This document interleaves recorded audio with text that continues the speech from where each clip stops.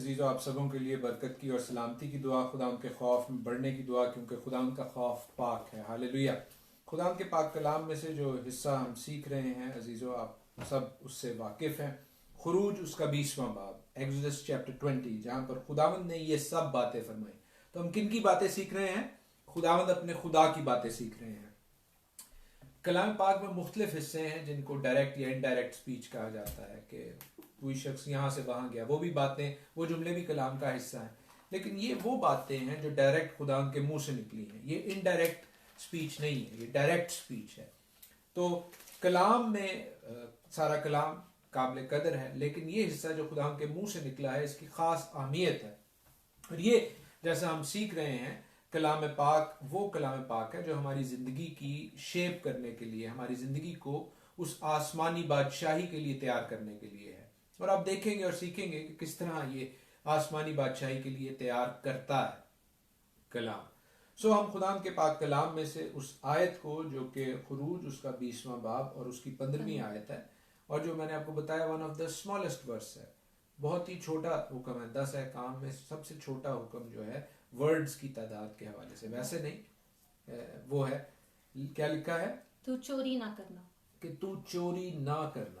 हम खुदा के पाक कलाम में से देख रहे हैं कि लिखा गया है बड़े वाज़े तौर पर कि चोरी ना करना, one of the simplest way. और ये यूनिक हुक्म, ये नहायत ही अपनी तर्ज का हुक्म जो है, ये क्यों यूनिक है? इसलिए अजीज़ों, जैसे मैंने आपको शुरू में बताया, जब डैनियल बेटे ने इस लफ्ज़ को आपके सामने पढ़ा, गनाफ यानी चोरी करना, स्टीलिंग, तो मैंने आपको बताया कि ये ऐसा हुक्म है कि जिसमें बाकी तमाम अहकाम जो हैं वो समाये जा सकते हैं। कैसे? जैसे तू कत्ल ना करना, खून ना करना, जैसे हम पढ़ते हैं, मर्डर नहीं करना। तो मर्डर क्या करना है? किसी की जान लेना है, स्टील करना, उसकी जान स्टील करना। अडल्ट्री, किसी के स्पाउस को लेना, ठीक है, वो भी चोरी है। इसी तरह जो अगले हम अहकाम सीखेंगे कि तू अपने पड़ोसी के खिलाफ झूठी गवाही ना देना। तो झूठी गवाही देना क्या है? जस्टिस को स्टील करना, इंसाफ की चोरी है। इसी तरह तू अपने पड़ोसी के घर का लालच ना करना, उसकी बीवी का लालच ना करना। तो वो क्या? उनके घर की चोरी ना करना, उस बारे में ऐसी, and so on and so fourth. I can go on and on about this, ठीक है। लेकिन ये ऐसा हुक्म है कि जो खुदा के कलाम के मुताबिक यूनिक हुक्म है, और यूनिक एक और हवाले से भी है, इसकी जुदा गाना शख्सियत एक और हवाले से भी है कि ये बड़ा ओपन एंडेड है। चोरी ना करना, क्या चीज चोरी ना करना? बाकी अहकाम स्पेसिफिक है, जैसे अडल्ट्री ना करना, वो स्पेसिफिक है। जैसे किसी के मालो दौलत की आरजू ना करना, वो स्पेसिफिक है। लेकिन चोरी ना करना, इट मीन्स कि किसी भी चीज की चोरी ना करना, नथिंग, आपने कुछ भी चुराना नहीं है। और इस हवाले से हम खुदावन के पाक कलाम में से देखते हैं कि देर आर 3 मेजर कैटेगरीज, चौथी भी है लेकिन वो खास है, वो मैं आगे चल के बताऊंगा। लेकिन 3 मेजर कैटेगरीज हैं, और वो 3 मेजर कैटेगरीज क्या हैं? वो 3 मेजर कैटेगरीज हैं कि आपने, पहला कैटेगरी, फर्स्ट कैटेगरी क्या है कि you don't have to steal other human beings, दूसरे लोगों को नहीं चुरा लेना, जिसको हम किडनैपिंग कहते हैं, बर्दा फरोशी, बच्चों के हवाले से, बड़ों के हवाले से, जो कि गुलामों के हवाले से रही है। अब बहुत से लोग जिनकी सतही नॉलेज है, सरफेस नॉलेज है, वो ये कहेंगे कि जनाब बाइबल में तो गुलामों के हवाले से असूल भी हैं, लेकिन वहां पर बाइबल में जिन गुलामों के हवाले से बातचीत की जा रही है, वो चोरी करके नहीं बनाए जाते थे। वो गुलाम वो होते थे जिन्होंने कुछ पैसा देना होता था, और वो पैसे को लौटाने के लिए कुछ अरसे तक गुलाम बनाए जाते थे। उसके बाद जब पैसा दे दिया तो गुलाम आजाद है। 7वें साल बाइबल तो वैसे भी गुलाम को आजाद करने का कह देती है। तो यहां पर जो बात हो रही है, जिसके हवाले से मैं आपकी तवज्जो चाह रहा हूं, वो ये है कि जो किडनैपिंग है, जैसे होती रही है, अफ्रीका में होती रही है, स्लेवरी होती रही है, वहां से फ्री लोगों को जो आजाद लोग थे उन्होंने फड़ फड़ के लियाते रहो यूरोप में और अमेरिका में लाते रहो। अभी भी होता है पाकिस्तान और हिंदुस्तान में, तो अभी भी होता है। दैट इज किडनैपिंग, वो स्टीलिंग अदर ह्यूमन बीइंग्स है, और खुदा का कलाम उस हवाले से हमें रोकता है। फिर दूसरा मेजर कैटेगरी, उस हवाले से भी हम अभी बात करते हैं बात को, लेकिन मैं आपको पहले ये तीनों कैटेगरीज इनका तारुफ करा दूं। दूसरी कैटेगरी है किसी की कोई प्रॉपर्टी स्टील करना, जिसमें बड़ी चीजें आती हैं। आपने किसी की कोई घर से कोई चीज उठा ली, किसी के दफ्तर से कोई चीज उठा ली। लेकिन अगर हम इसको बड़े पैमाने पर बिग नजरिए के हवाले से देखें तो वो ये है कि जैसे आपने किसी की कोई जायदाद चुरा ली। अब देखें पहले क्या होता था, वेस्टर्न कंट्रीज में बता रहा हूँ, पाकिस्तान हिंदुस्तान वाले लोग अभी भी इसके साथ रिलेट कर सकते हैं। In western countries what used to happen कि जमीनें जायदादें जो हैं वो लॉर्ड्स की होती थी, बड़े बड़े जो जागीरदार हैं। जिस तरह पाकिस्तान में तो आज भी चौधरियों की हैं और उन्होंने मज़ारे रखे हुए हैं काम करने वाले, इसी तरह यहाँ पर पहले होता था।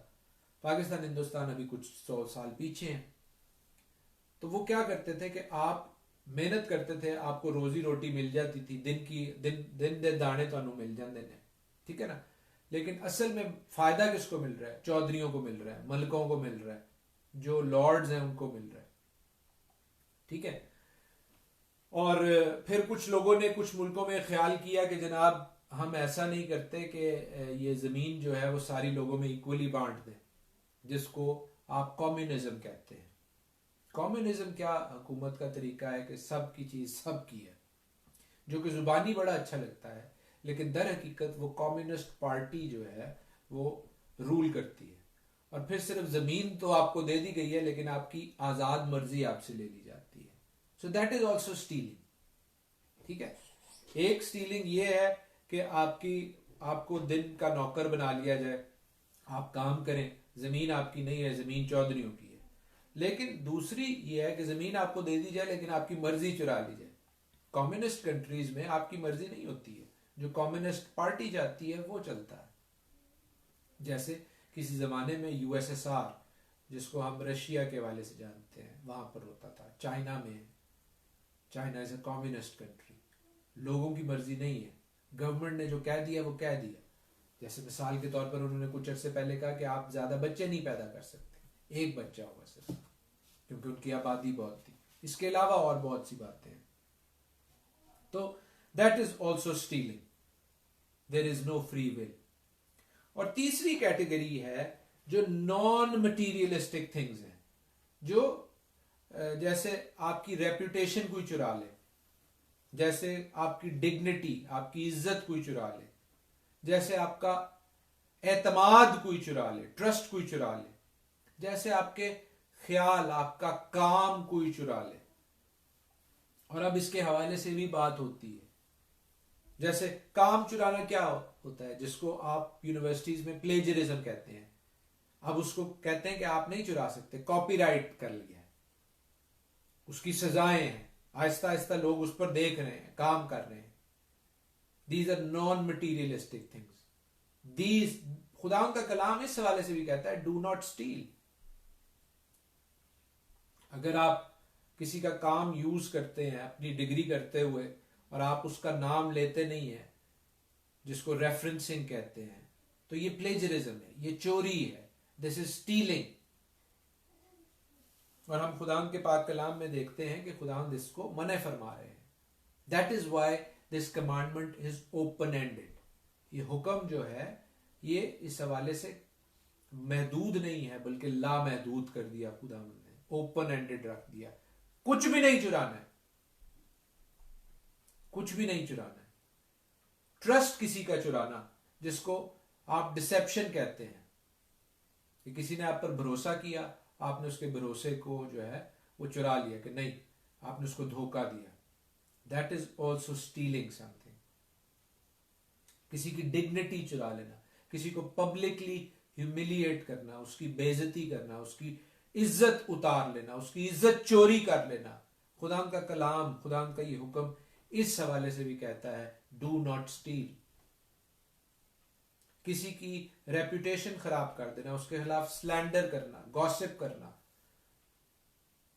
और वो लोग भी जो इसमें शामिल होते हैं, जो बगैर तहकीक के वो बात मान लेते हैं कि यार उन्हें मनु क्या सी ओ इस तरह का बंदा है, वो भी खुदा के कलाम के मुताबिक चोरी है, क्योंकि आपने किसी की रेपुटेशन चुरा ली, और किसी की रेपुटेशन खराब हो जाए तो वो ठीक होते होते होती है। सो वी मस्ट अंडरस्टैंड कि खुदा का कलाम इस हवाले से क्यों ओपन एंडेड है, क्यों इसको जो है कहता है कि डू नॉट स्टील, और उसके बाद चुप हो जाता है, क्योंकि खुदावंद का कलाम ये चाहता है कि हम इन सारी बातों में, चाहे वो लोगों की जिंदगी चुराने की, उनकी आजाद मर्जी चुराने के हवाले से, चाहे वो उनकी प्रॉपर्टी स्टील करने के हवाले से, उनकी कोई चीज, उनकी कॉपी पेंसिल रबर, उनका स्टेशनरी चुराने के हवाले से है, उनकी जमीन, उनका घर, उनकी जायदाद चुराने के हवाले से है, या उनकी किसी भी नॉन मटीरियलिस्टिक थिंग, जैसी मैंने कुछ मिसालें आपके साथ शेयर की हैं, dignity, reputation, ideas, trust, all of these things. But इस हुक्म के हवाले से अजीजों हमें खुदावंद की जात का अच्छी तरह इल्म होना चाहिए। मेरे साथ देखिए खुदावंद के पाक कलाम में से पहला यूहन्ना का खत, उसका 4 बाब और उसकी 7वीं आयत से आगे हम पढ़ेंगे। First letter of John chapter 4 verse 7 onwards. ए अजीजों, आओ हम एक दूसरे से मोहब्बत रखें, क्योंकि मोहब्बत खुदा की तरफ से है, और जो कोई मोहब्बत रखता है वो खुदा से पैदा हुआ है और खुदा को जानता है। जो मोहब्बत नहीं रखता वो खुदा को नहीं जानता, क्योंकि खुदा मोहब्बत है। आमीन। खुदा क्या है? खुदा मोहब्बत है, और जो खुदा से पैदा हुए हैं वो मोहब्बत को जानते हैं। मोहब्बत कोई फीलिंग नहीं है, मोहब्बत एक प्रिंसिपल है, एक आसमानी प्रिंसिपल है, एक डिवाइन प्रिंसिपल है। और हमें इस बात को समझने की जरूरत है अजीजों कि ये प्यार उस वक्त मैनिफेस्ट होता है जब खुदावंद यीशु मसीह इस दुनिया में आते हैं। बेशक हम इस प्यार की झलक थ्रू आउट देखते आए हैं। जब खुदावंद ने आदम को बनाया, हमने उस वक्त भी इस प्यार को देखा, क्योंकि उसने अपने हाथों से आदम और हव्वा को बनाया। इसी तरह जब उसने आदम और हव्वा को वो चमड़े के कुर्ते बनाकर दिए कि उनको कंज्यूम नहीं किया बल्कि उनको मौका दिया, उनको कवर किया, तब भी हमें उसका प्यार नजर आता है। और इसी प्यार की एक झलक हमें पौलुस रसूल बताते हैं इफिसियों उसके 5वें बाब की 25 से 33 आयत में। इफिशियंस 5:25-33। ऐ शौहरों, अपनी बीवियों से मोहब्बत रखो। क्या करो? ऐ शौहरों, अपनी बीवियों से मोहब्बत रखो। क्यों? जैसे मसीह ने भी कलीसिया से मोहब्बत करके अपने आप को उसके वास्ते मौत के हवाले कर दिया। मसीह ने मोहब्बत की और मसीह ने इसमें क्या किया कि अपनी जान दे दी। आगे, ताकि उसको कलाम के साथ पानी से गुस्ल देकर और साफ करके मुकद्दस बनाए, और एक ऐसी जलाल वाली कलीसिया बनाकर अपने पास हाजिर करे जिसके बदन में दाग या झुर्री और कोई ऐसी चीज ना हो, बल्कि पाक और बेऐब हो। इसी तरह शोहरों को लाजिम है कि अपनी बीवियों से अपने बदन की मानिंद मोहब्बत रखें। जो अपनी बीवी से मोहब्बत रखता है वो अपने आप से मोहब्बत रखता है, क्योंकि कभी किसी ने अपने जिस्म से दुश्मनी नहीं की, बल्कि उसको पालता और परवरिश करता है, जैसे कि मसीह कलीसिया को। इसलिए हम उसके बदन के उज़्व हैं। इसी सबब से आदमी बाप से और माँ से जुदा होकर अपनी बीवी के साथ रहेगा और वो दोनों एक जिस्म होंगे। ये भेद तो बड़ा है, लेकिन मैं मसीह और कलीसिया की बाबत कहता हूँ। बहरहाल तुम में से भी हर एक अपनी बीवी से अपनी मानिंद मोहब्बत रखे, और बीवी इस बात का ख्याल रखे कि अपने शौहर से डरती रहे। आमीन। सो हम क्या देख रहे हैं कि पौलुस हमें अपनी बीवियों से मोहब्बत रखने का कह रहे हैं, और उसमें वो मिसाल देते हैं खुदावंद यीशु मसीह की, जिसने क्या किया कि अपनी जान कलीसिया के लिए दे दी, अपनी बीवी के लिए दे दी, उस बदन के लिए दे दी जिसे वो प्यार करते हैं। सो प्यार क्या है? लव क्या है? Love is not just a feeling, बल्कि इट्स अ प्रिंसिपल, और उस प्रिंसिपल का बुनियाद क्या है? देना, गिविंग। उसने दिया। आप इस आयत से बहुत अच्छे तौर पर वाकिफ हैं। यूहन्ना की इंजील उसका 3 बाब और 16वीं आयत। खुदा ने दुनिया से ऐसी मोहब्बत रखी कि उसने अपना इकलौता बेटा बख्श दिया, दे दिया, ताकि जो कोई उस पर ईमान लाए हलाक ना हो बल्कि हमेशा की जिंदगी पाए। सो मोहब्बत किस चीज का नाम है? देने का नाम है। मोहब्बत देने का नाम है। मोहब्बत सेल्फलेस है, जिसके हवाले से पौलुस पहला करंथियों उसके 13वें बाब में कहते हैं, 1 Corinthians chapter 13। आप मोहब्बत की खूबसूरत मिसाल, डेफिनेशन पहले करंथियों उसके 13वें बाब में पढ़ सकते हैं, बल्कि उसकी कुछ आयत हम पढ़ भी लेते हैं। वो कहते हैं कि मोहब्बत को जवाल नहीं, नबूतें हो तो जाती रहेंगी, नबूतें हो तो मौकूफ हो जाएंगी, ज़बानें हो तो जाती रहेंगी, इल्म हो तो मिट जाएगा, क्योंकि हमारा इल्म नाकिस है, हमारी नबूत ना तमाम, लेकिन जब कामिल आएगा तो नाकिस जाता रहेगा। मोहब्बत क्या करती है? मोहब्बत शेखी नहीं मारती, फूलती नहीं, नाजेबा काम नहीं करती, अपनी बेहतरी नहीं चाहती, अपनी बेहतरी नहीं चाहती, बदगुमानी नहीं करती, बदकारी से खुश नहीं होती, रास्ती से खुश होती है, सब कुछ सह लेती है, सब कुछ सह लेती है। इट गिव्स, लिखा क्या है कि अपनी बेहतरी नहीं चाहती, इट इज सेल्फलेस।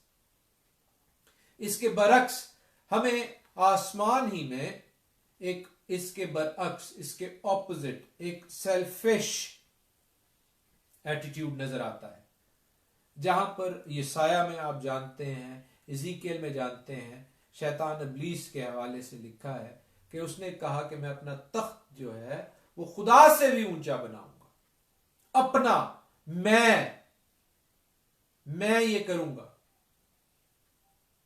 खुदा की प्रेज होती है, खुदा की परस्तिश होती है, नहीं, मेरी प्रेज हो, मेरी परस्तिश हो। और खुदा कहता है इसी वजह से, इस टेकिंग की वजह से, ये जो गिव की ऑपोजिट टेक करने का, स्टील करने का, चोरी करने का, खुदावंद का ओहदा चुराने की आरजू थी, हम देखते हैं कि शैतान इब्लीस को लिखा है कि नीचे फेंक दिया गया। ये जो रिबेलियन, बगावत आसमानों में हुई अजीजों, उसकी वजह खुदावंद का स्टेटस चोरी करना था। मोहब्बत के बरक्स, मोहब्बत जो देती है, उसके बरक्स हमें वहां पर लेने, छीनने, चोरी करने की एक बात नजर आती है जो शैतान इब्लीस का खासा है। सो शैतान इब्लीस हमें लेने वाला, चोरी करने वाला, स्टील करने वाला नजर आता है। क्यों? क्योंकि वो खुदावंद की अथॉरिटी को चैलेंज करता है, वो उसके इख्तियार को चैलेंज करता है, वो उसकी मोहब्बत को चैलेंज करता है कि ये कैसे मुमकिन है कि कोई इतनी मोहब्बत करे कि अपनी जान दे दे। लेकिन खुदावंद ने मोहब्बत की इंतहा की कि उसने अपने इकलौते बेटे को बख्श दिया, ताकि जो कोई उस पर ईमान लाए हलाक ना हो बल्कि हमेशा की जिंदगी पाए। इसी हवाले से हम खुदा के पाक कलाम में से लूका की मार्फत लिखी गई इंजील उसका 3 बाब देखेंगे, 3rd चैप्टर, और उसकी 7th और 8th वर्स से आगे हम पढ़ेंगे। बस जो लोग उससे बपतिस्मा लेने को निकल कर आते थे, वो उनसे कहता था, ऐ सांप के बच्चों, तुम्हें किसने चिताया कि आने वाले गजब से भागो? बस तौबा के मुआफिक फल और अपने दिलों में ये कहना शुरू ना करो कि इब्राहिम हमारा बाप है, क्योंकि मैं तुमसे कहता हूँ कि खुदा इन पत्थरों से भी इब्राहिम के लिए औलाद पैदा कर सकता है। आमीन। यूहन्ना से लोग बपतिस्मा लेने आ रहे हैं और कैसे स्ट्रॉन्ग वर्ड्स वो यूज कर रहा है। वो कह रहा है कि सांप के बच्चों, हमें खुदावंद यीशु मसीह भी लास्ट टाइम जब हम रूहानी जिनाकारी के हवाले से सीख रहे थे तो खुदावंद यीशु मसीह भी बड़े स्ट्रॉन्ग वर्ड्स यूज करते नजर आए हैं। बहुत से लोग उन पर ध्यान ही नहीं देते। खुदावंद यीशु मसीह उन्हें जानी कौम कह रहे थे, उन्हें बदकार लोग कह रहे थे जो उनसे सवाल कर रहे थे, जो निशान तलब कर रहे थे। और यहां पर यूहन्ना भी हमें उन्हें कहते हैं सांप के बच्चों। बड़े स्ट्रॉन्ग वर्ड्स हैं। मैं सिर्फ इस पे ही आपका ध्यान नहीं दिलवाना चाह रहा, इन स्ट्रॉन्ग वर्ड्स पर, बल्कि मैं ये भी कह रहा हूं कि आप देखिए कि वो क्या कह रहे हैं इससे आगे। वो जब तौबा के लिए लोग आ रहे हैं तो तौबा के लिए वो क्या मैसेज दे रहे हैं। यूहन्ना कौन थे? यूहन्ना बेअबान में पुकारने की आवाज थी कि खुदावंद यीशु मसीह के हवाले से राह सीधी करो। वो राह को तैयार करने वाला था। और वो कैसा है, उसका मैसेज क्या था कि तौबा करो, हम सब जानते हैं, लेकिन कैसी तौबा करो? वो कहते हैं कि तौबा के मुआफिक फल लाओ। और आगे कहते हैं कि अब तो दरख्तों की जड़ पर कुल्हाड़ा रखा है। सो बॉटम लाइन क्या है? जड़ पर कुल्हाड़ा रखा है। जो दरख्त अच्छा फल नहीं लाता वो काटा और आग में डाला जाता है। लोग अब उससे सवाल करते हैं कि क्या रेमेडी, क्या है सोल्यूशन, क्या है, हम क्या करें? जवाब में वो कहता है कि जिसके पास दो कुर्ते हों वो उसको जिसके पास ना हो बांट दे। Give, do not take, give, मोहब्बत। वो प्रिंसिपल जो हम इस हुक्म के हवाले से सीख रहे हैं, डू नॉट स्टील, तौबा का, खुदा उनके पास आने का स्टेप है। वो कहता है कि दो कुर्ते हो वो बांट दे, जिसके पास खाना हो वो भी ऐसा करे। महसूल लेने वाले भी बपतिस्मा लेने को आए, उससे पूछा है उस्ताद हम क्या करें? उसने कहा जो तुम्हारे लिए मुकर्रर है उससे ज्यादा ना लेना। सिपाहियों ने भी उससे पूछा हम क्या करें? उसने कहा किसी पर जुल्म ना करना। अपनी ड्यूटी में, अपने रोल में, अपनी रिस्पॉन्सिबिलिटी में we got to be sensible enough कि हम स्टील ना करें। वहां पर भी अपॉर्चुनिटी है कि हम खुदा के हुक्म को मान सकें। और इसी बात को पौलुस रसूल फिलिपियों के चौथे बाब में, फिलिपियंस चैप्टर 4 वर्स 11 और 12 में समझते हैं और इकरार करते हैं, कन्फेस करते हैं। फिलिपियों चौथा बाब 11 और 12 आयत। ये नहीं कि मैं मोहताजी के लिहाज से कहता हूँ, क्योंकि मैंने ये सीखा है कि जिस हालत में हूँ उसी पर राजी रहूं। मैं पस्त होना भी जानता हूँ और बढ़ना भी जानता हूँ। हर एक बात और सब हालतों में मैंने शेर होना, भूखा रहना, बढ़ना, घटना सीखा है। आमीन। जो मुझे ताकत बख्शता है उसमें मैं सब कुछ कर सकता हूँ। जब हम खुदावंद यीशु मसीह के साथ जुड़ते हैं तो हम अपनी हालत में कनायत करना, कंटेंट रहना सीखते हैं।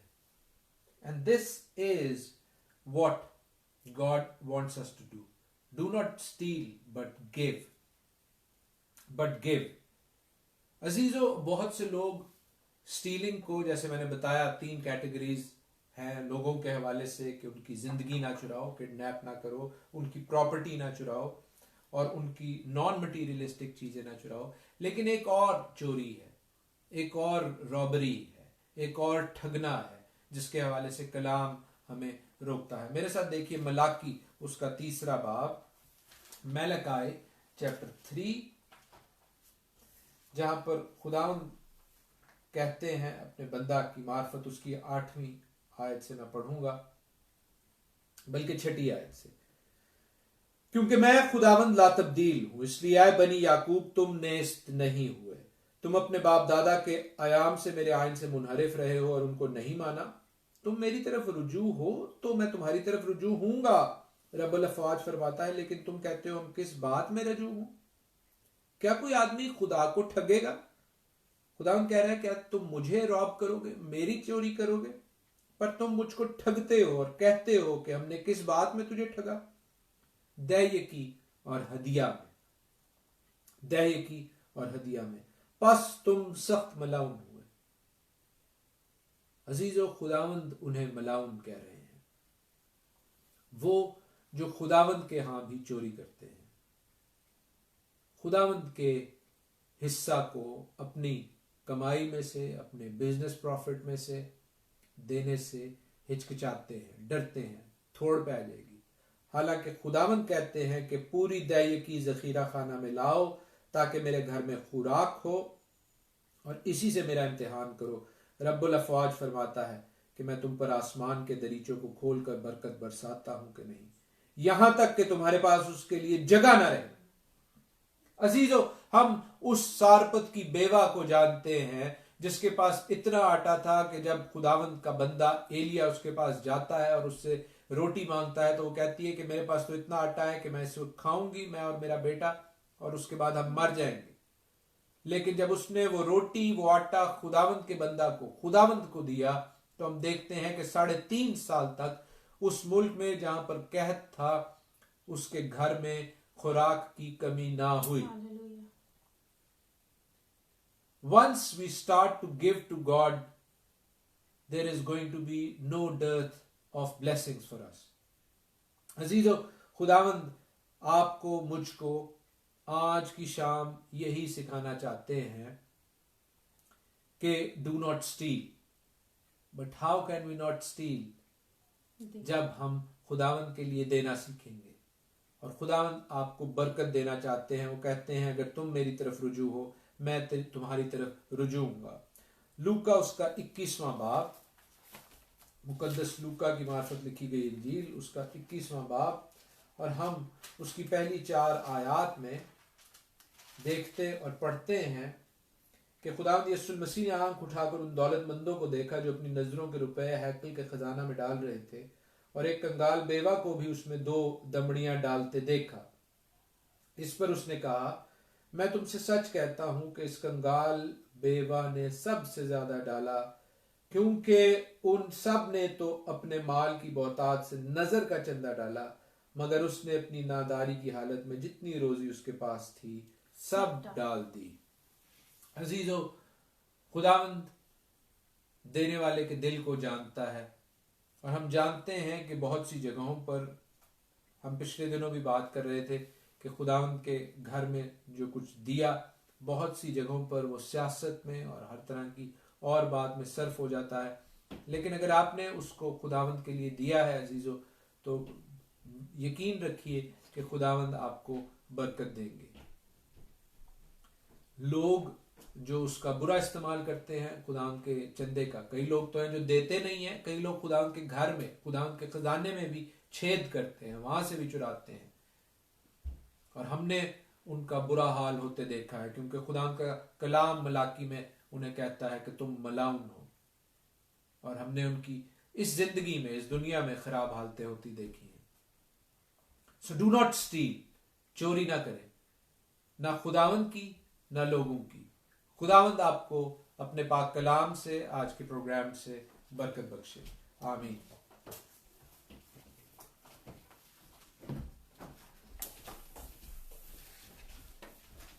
खुदावंद की तारीफ में हम ये गीत गाएंगे जो बड़ा खूबसूरत है, और इस लूका ही की जो 21वां बाब है इसके साथ रिलेटेड है। खुदावंद हम सबों को अपनी आवाज का शिनवा बनाए।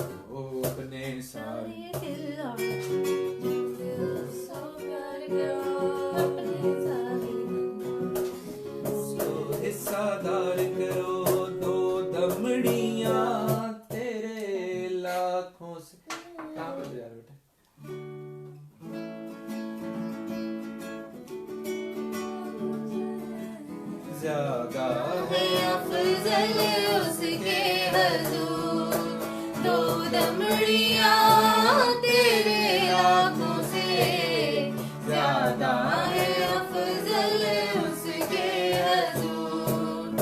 अपने सारे दिल और अपनी जान से उसको प्यार करो, अपने सारे धन दौलत में उसको हिस्सादार करो, अपने सारे दिल से उसको प्यार करो, अपने सारे धन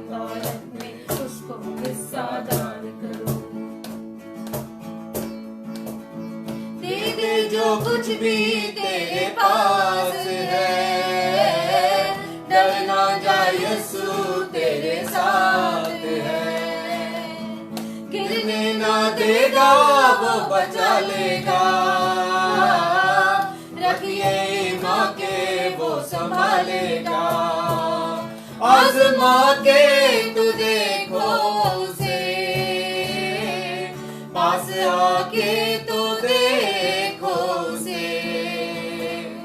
आज़मा के तो देखो उसे, पास आके तो देखो उसे। दो दमड़ियां तेरे लाखों से ज्यादा है अफजल उसके हुजूर। दो दमड़ियां तेरे लाखों से ज्यादा है अफजल उसके हुजूर। जाएगा जो तू फिर ना आएगा, दूजा जन्म ना फिर तू पाएगा। काटेगा वो ही फिर तू बोएगा, फिर 60 और 100 गुना पाएगा। उसके कदमों में आके तू देख, अपनी झोली फैला के तो देख। उसके कदमों में आके तो देख, अपनी झोली फैला के तो देख।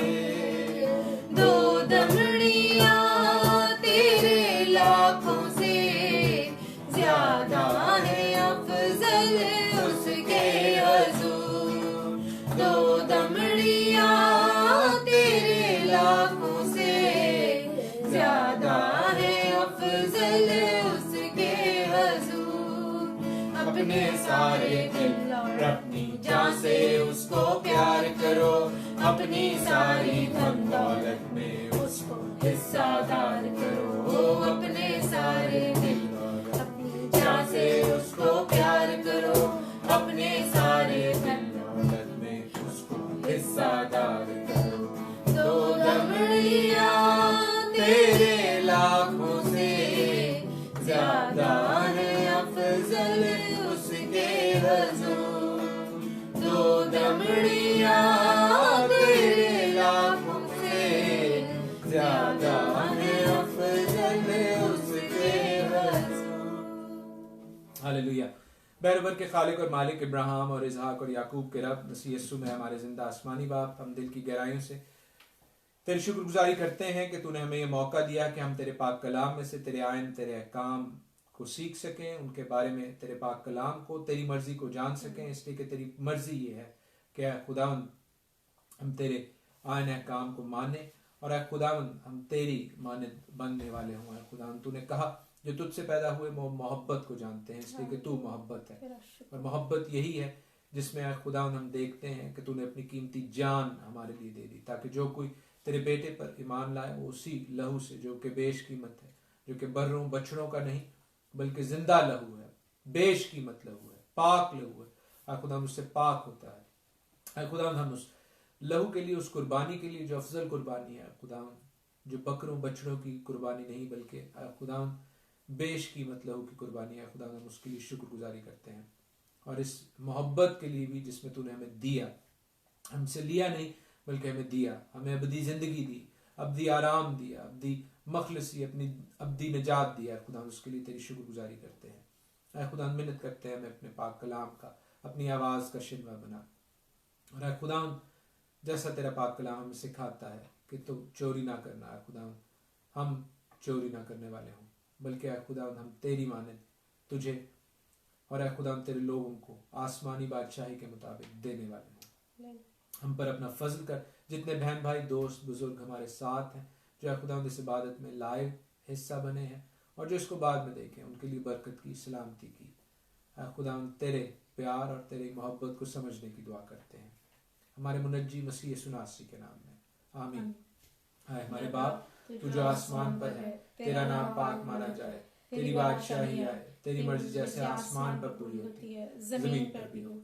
हमारे रोज की रोटी आज हमें बख्श दे, और जिस तरह हम अपने कर्जदारों को माफ करते हैं, तू भी हमारे कर्ज हमें माफ कर। हमें आजमाइश में ना पड़ने दे, बल्कि बुराई से बचा, क्योंकि बादशाही और कुदरत और जलाल हमेशा तेरे हैं। आमीन।